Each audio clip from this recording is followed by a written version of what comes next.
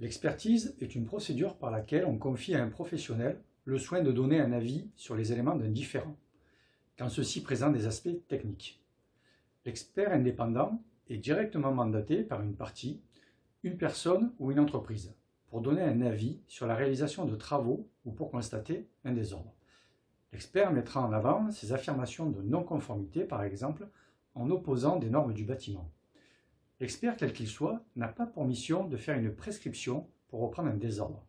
Il s'arrête au constat, à l'origine du désordre, à la responsabilité et le coût éventuel du préjudice. Pour ma part, je considère que l'expertise doit aller plus loin. S'arrêter à la cause et aux responsabilités ne sera jamais une solution concrète pour un client. Ne pas aller plus loin est à la fois une insatisfaction pour celui qui subit et pour moi une grande frustration. C'est pourquoi je considère qu'il est essentiel d'apporter tout mon savoir et ma science sur les méthodologies possibles pour corriger le problème, si tant est qu'il en soit possible. Et oui, parfois le désordre constaté est si grand que seule la démolition peut y remédier. Heureusement, cela reste des cas exceptionnels. C'est pour cela que mes rapports comportent toujours une partie conseil avec des explications claires, des schémas ou photos de principe pour bien comprendre le désordre et les possibilités de réparation. Outre la partie conseil technique et qui plus est dans une configuration de litige entre deux parties, je privilégie toujours les résolutions à l'amiable.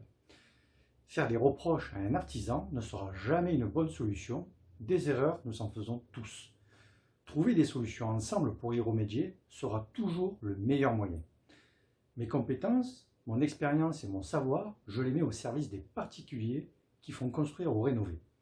Pour du litige, de la malfaçon, vous assistez lors d'une réception de travaux, du conseil avant un achat immobilier, du conseil pour un désordre dans votre maison ou votre appartement.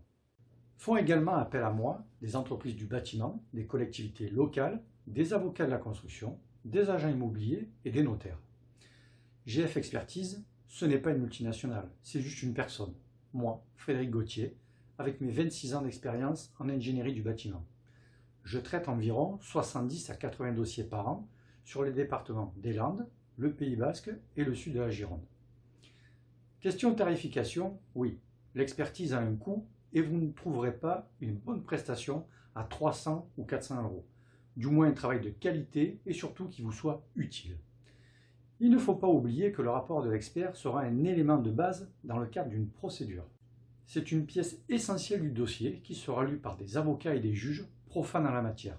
Ce ne sont pas des techniciens du bâtiment. Ainsi, la mission d'un expert est généralement rémunérée sur le principe du temps passé, à l'heure ou à la journée, avec des frais complémentaires tels que les déplacements et les frais postaux. Un peu comme un avocat. Ceci dit, par expérience, j'ai pris l'habitude de forfaitiser certaines prestations dont je peux évaluer facilement mon travail. Mais dans tous les cas, vous aurez toujours un devis avec des tarifs clairs. Après, comment se passe concrètement une mission d'expertise dans le cadre d'un litige?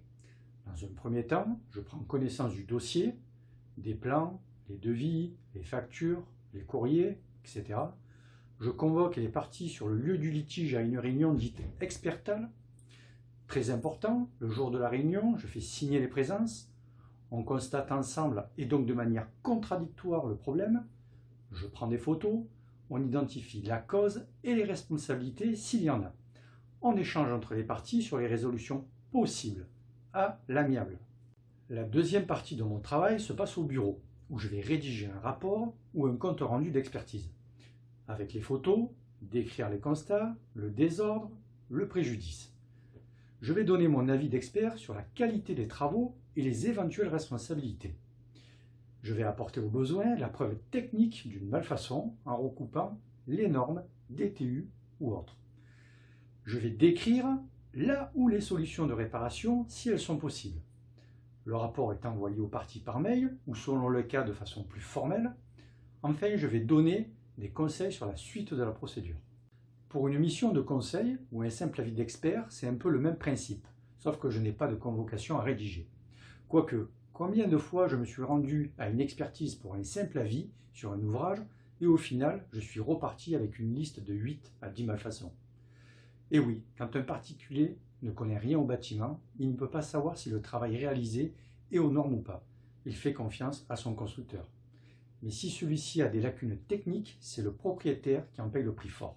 Voilà, j'espère que cette vidéo vous aura éclairci sur mon métier et la manière dont je le conçois. N'hésitez pas à m'appeler, m'envoyer un mail ou visiter mon site internet. Je serai toujours disponible et réactif, tel est mon point fort. Merci à vous et j'espère pour moi à bientôt, sinon c'est que vous avez su vous convaincre que vos travaux ont été bien réalisés.